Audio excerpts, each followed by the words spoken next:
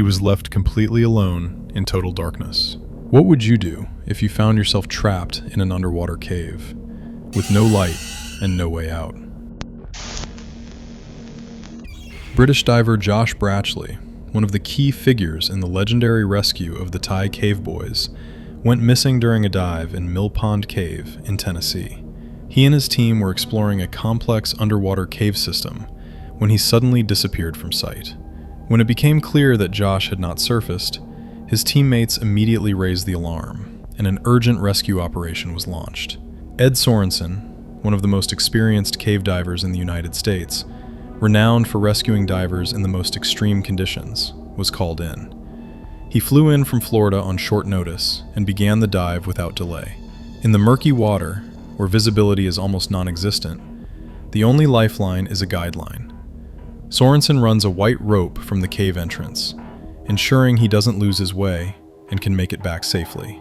He methodically searches every tunnel and narrow passage of the roughly 400-foot cave system. His only companions are his air supply, the beam of his flashlight, and absolute silence. After nearly an hour of searching, he notices ripples on the surface of the water, a possible sign of an air pocket. He heads toward it and finds Josh alive. How you feeling? Ed Sorensen.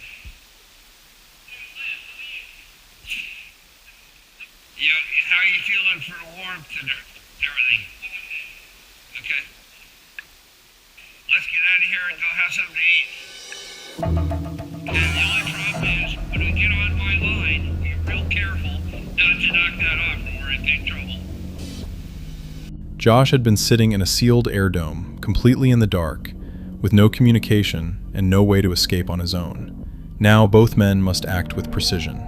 The rescued diver grabs hold of the white guideline Sorensen laid, and together, following it carefully, they make their way out. Above the surface, a team of fellow divers, local rescuers, and Josh's friends wait anxiously, barely daring to breathe. Despite the danger, the confined space, and the near absence of hope, Ed Sorensen proved himself a true hero, quite literally finding light at the end of the tunnel and saving a man trapped in a deadly situation. A young woman named Brianna uploaded a disturbing video to her TikTok account, Bree Dive. Most of her content revolves around her favorite hobby, freediving in the clear, scenic waters off the coast of Florida. Normally, there's nothing unusual about her videos. Well, except for one. One day, Brianna went out for what was supposed to be a routine dive and captured something genuinely unsettling.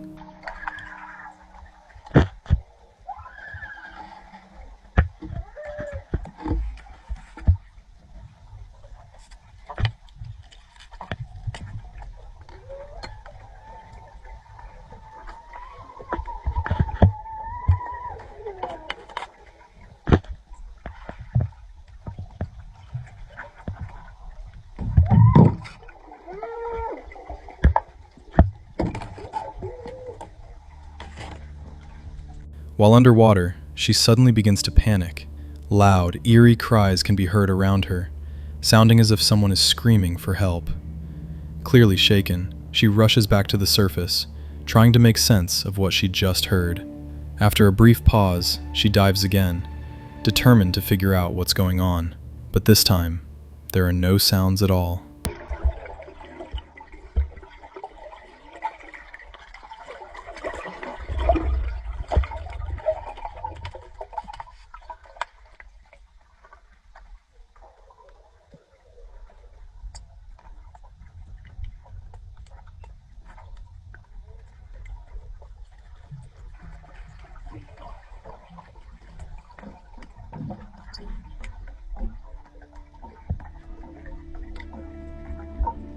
Confused and disturbed, Brianna posts the strange and unexplained footage on TikTok. As expected, many viewers accuse her of adding fake audio. In response, she uploads another video, this time featuring the raw, unedited footage straight from her GoPro. So, people are asking what camera I use. GoPro 7 works perfectly fine for me. I cracked it a little bit, but I use a case.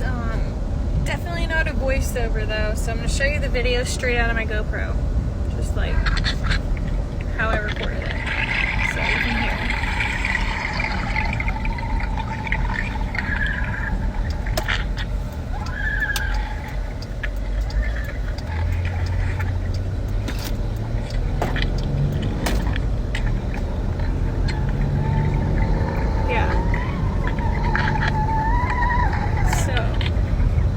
Voiceover or an edit or anything like that, so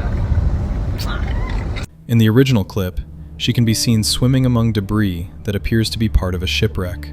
Some followers believe she may have recorded the final, haunting cries of someone who perished in that wreck.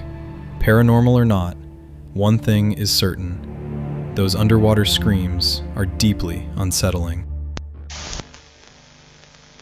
The fate of Ben McDaniel is one of the most tragic and mysterious stories in the world of diving. He developed a passion for scuba diving at the age of 15 and grew up in a stable, supportive family. But as an adult, his life began to unravel rapidly.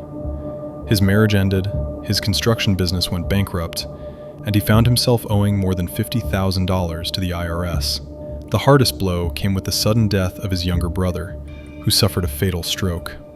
Hoping to help their son cope with the emotional fallout, Ben's parents invited him to stay at their home near the coast. Ben accepted, deciding to step back and reset. During this period, he began frequenting Vortex Spring, a popular recreation spot, especially among divers. Beneath the spring lay a deep underwater cave system. Access to its most dangerous sections was restricted by a gate, beyond which only divers with proper certification and special permission were allowed to go. According to other divers, however, Ben often ignored these restrictions. He would open the gate and venture into the prohibited parts of the cave. One evening, after refilling his tanks and signing the dive log, he made another dive and never returned to the surface.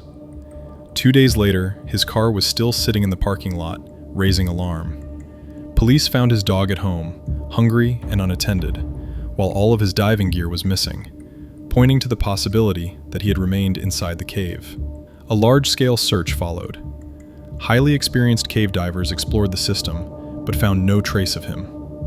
Water tests showed no signs of decomposition. Search dogs were deployed in the wooded area around the spring, yet they detected no human scent. Ben's parents refused to give up. They offered a $10,000 reward for any information, later increasing the amount, all without success. Tragically, during one of the search missions, a volunteer diver lost his life. After that, the McDaniels withdrew the reward, realizing that continuing the search could endanger others. Later, a female diver working on a documentary uncovered Ben's journals and personal writings, but even these provided no clear answers about what had happened. Was he trapped inside the cave after violating safety rules? Or did he stage his disappearance to escape debt and start a new life? The mystery of Ben McDaniel's disappearance remains unsolved. One thing, however, is certain. His passion for diving led to devastating consequences.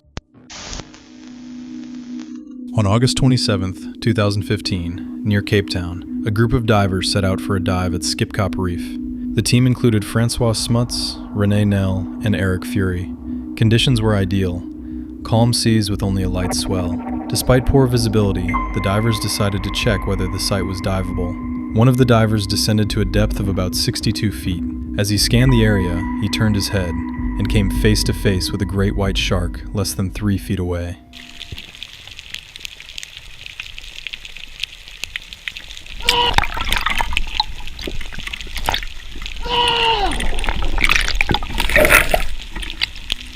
He reacted instantly, jabbing it with his spear gun. The shark pulled back, but moments later it turned around, dropped its pectoral fins in an aggressive posture, and charged again. The diver fended it off a second time with the spear gun. The shark disappeared, and he immediately began an emergency ascent. His air supply was running low.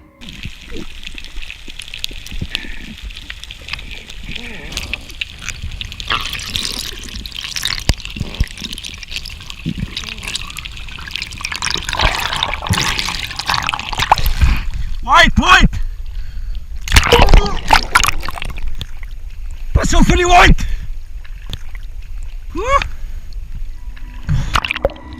When he reached the surface, he realized the shark had followed him upward, an extremely rare behavior. He began shouting to warn the others.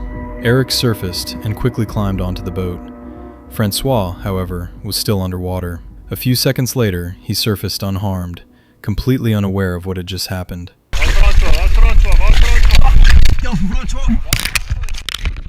Spyt dit om jy gesien uit my amper geëet. Yes, hy teen my. Ek stoot hom weg. Waar is hy nou, man? Ek het hom gesteek toe baie vir my af. Later, he mentioned hearing some kind of noise nearby, possibly the shark. The team decided to leave the area immediately, relocating to a spot roughly 8 miles away. Diving continued, but everyone remained tense for the rest of the day. It was an encounter none of them would ever forget, and one that came dangerously close to ending in tragedy. In the summer of 2016, a diver named Jacob Childs joined a group dive off the coast of Queensland, Australia. He later uploaded all the footage to his YouTube channel, called Jakey. The dive boat stopped about 35 miles offshore. Jacob entered the water second to last. Almost immediately after the dive began, he accidentally let go of the safety line. At first, he assumed he could simply swim back to the boat, but as he approached, he realized the line had already been pulled aboard. Before he had time to react, a strong surface current carried him away from the vessel. To make matters worse, the boat's captain had gone fishing while the rest of the divers were still underwater. By the time the group resurfaced and noticed Jacob was missing, he was already far beyond visible range, completely alone in the open ocean, 35 miles from the nearest shore. Distance wasn't even the main problem. The water temperature was around 68 degrees Fahrenheit, 20 degrees Celsius. Not dangerously cold, but cool enough to gradually drain energy and lead to fatigue over time. It was late afternoon, and the sun was beginning to set. At one point, a rescue plane flew over him twice, but failed to spot him, even though Jacob had an inflatable signal buoy. He knew that once darkness fell, his chances of being found would drop dramatically. He began recording video to document what was happening. Well,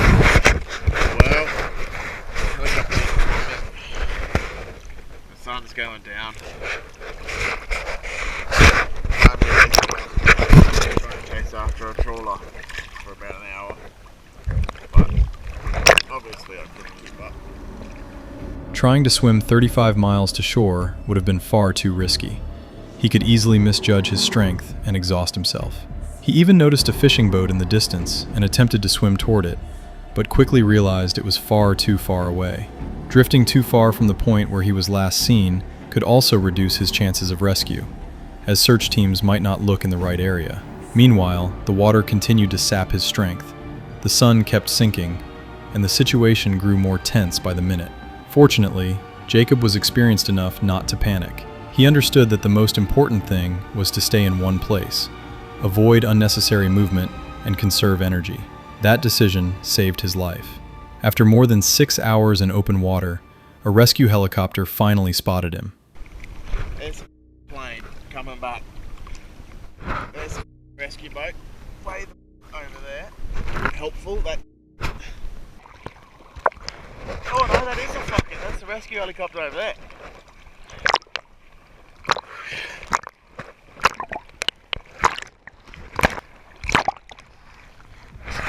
Right. Soon after, he was safely pulled aboard a rescue boat. He was exhausted and shaken, but unharmed. No injuries, no lasting consequences. Just an incredible survival story he would remember for the rest of his life. He descended beneath the surface with a ring in his hand. She was filming everything, happy and completely unsuspecting. Just a few minutes later, everything went wrong. In September 2019, Stephen Weber and his girlfriend Kenesha Antoine flew to the paradise island of Pemba for what was meant to be a dream vacation. Stephen had been preparing for this trip for a long time because he planned to propose. They were staying at the Manta Resort. The hotel was known for its ocean views and sun-soaked terraces, but its main feature was an underwater room with an almost 360-degree panoramic view. That was exactly where Stephen decided to make his unusual proposal. He put on a mask, dove down to the window of the underwater room, and unfolded a note in a transparent waterproof bag in front of the glass. It read, "I can't hold my breath long enough to tell you how much I love you, but with each day, I love you more." Kenesha continued filming, still not understanding what was happening. Then Stephen flipped the note over. On the other side it said, "Will you marry me?" He showed the engagement ring and swam upward to get her answer.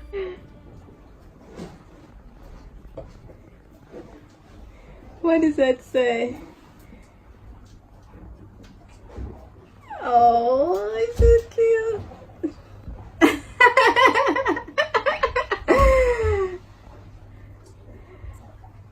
What?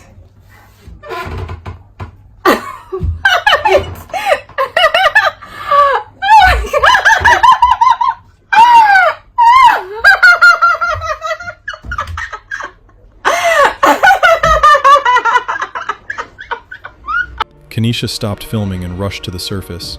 She wanted to say yes as quickly as possible, but when she looked over the edge, Stephen was nowhere to be seen. She ran onto the deck. He wasn't there either. Stephen disappeared somewhere between the moment he showed the ring and his attempt to surface. The realization came almost immediately. Something had gone wrong. Kenesha began calling for help. Hotel staff and guests rushed in. The search took time. When Stephen was found, he was drifting with the current. Resort employees tried to help him on shore, but it was already too late. It was later determined that Stephen had misjudged how long he could remain underwater without air. In the footage, his hand can be seen trembling at the moment he holds the ring. He wanted to create the perfect moment, and that choice led to a tragic outcome. At first, it looks like just a blogger floating in the open ocean, but it's not that simple. He claims that he ended up at Point Nemo, the location on Earth where you are closer to outer space than to any piece of land. And how he supposedly got there is a real adventure. These are coordinates where there is nothing at all, only ocean stretching thousands of miles in every direction. The nearest land is almost 1,700 miles away, and even that consists of uninhabited islands. No commercial planes fly overhead, no cruise ships pass through, and in general, almost no one ever goes there. Now here's the key part. A popular TikTok blogger named Madzak claimed that he reached the spot himself and documented everything on camera. Give us a full tour of Point Nemo? Guys, I don't know if I want to get that close to that thing, but let's go. Oh my gosh, you guys, this thing is way bigger up close. It looks like this whole thing is just covered in barnacles. Oh my gosh, holy crap. And as you guys can probably tell, there's just nothing out here. I don't know if I should climb up that and try to sleep on it tonight, or what's the best strategy here, but I want to go look and see what it looks like underneath. So let's go. Guys, I decided to not go up on Point Nemo. I don't want to risk anything. It's sharp. It's dangerous. I'm just still out here swimming. I don't really want to risk anything else. I just need to make it back home. I took my life jacket off just so I can swim better. But I think the current took it, so now I'm not really sure what to do it for that. But we just gotta we just gotta keep swimming. According to him, he assembled a team of 15 people, and the journey took 2 weeks. They changed 7 routes, stopped at offshore platforms and fishing stations, and were accompanied by professionals, fishermen, technicians, and workers who actually operate in these remote waters. After 2 weeks, they allegedly reached the exact location, Point Nemo. Complete calm, nothing around. No land, no visible horizon, just endless water. It looked truly impressive, as if they had achieved the impossible. Madzak showed footage of himself swimming in the area, talking about how it felt, considering whether to spend the night there, and even filming what the ocean looks like from below. Everything appeared so realistic that thousands of viewers believed it, that this was the first ordinary person, not a scientist, to reach the center of the ocean. But after some time, it turned out that things were not what they seemed. Madzak later admitted that it was an experiment, not a real journey. He wanted to see how people would react to the idea, and he was right. The video went viral, and many genuinely believed it. The reason is simple. In reality, reaching Point Nemo is practically impossible. It is a restricted area used for controlled activities. There are no passenger routes, and even military vessels rarely appear there. Civilian access is effectively closed, so the entire story turned out not to be a documentary report, but a carefully staged creative setup. executed so convincingly that the video spread across the internet.